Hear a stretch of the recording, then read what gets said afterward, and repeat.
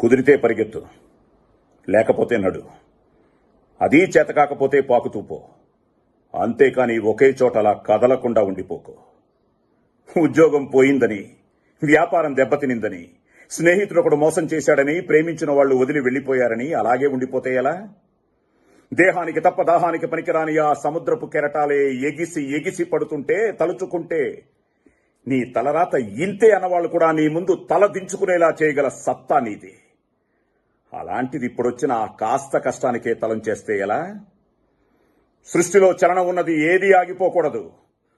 పారే నది, వీచే గాలి, ఊగే చెట్టు, ఉదయించే సూర్యుడు అనుకున్నది సాధించాలని నీలో కసి కసిగా ప్రవహిస్తోందే, ఆ రక్తంతో సహా ఏది ఆగిపోవడానికి వీల్లేదులే. బయలుదేరు. నిన్ను కదలనివ్వకుండా చేసిన ఆ మానసిక బాధల సంఖ్యలను తెంచేసుకో. పడ్డ చోటు నుండే పరుగు మొదలుపెట్టు. నువ్వు పడుకునే పరుపు నిన్ను చేదరించుకోకముందే నీ బద్ధకాన్ని వదిలి, నీ అద్దం నిన్ను ప్రశ్నించకముందే సమాధానం వెతుక్కో. నీ నీడ నిన్ను వదిలేయకముందే వెలుతురులోకి వచ్చాయి. మళ్లీ చెప్తున్నా, కన్నీళ్లు కారిస్తే కాదు, చెమట చుక్క చిందిస్తేనే చరిత్ర రాయగలమని తెలుసుకో. చదివితే ఇవి పదాలు మాత్రమే, ఆచరిస్తే అస్త్రాలు.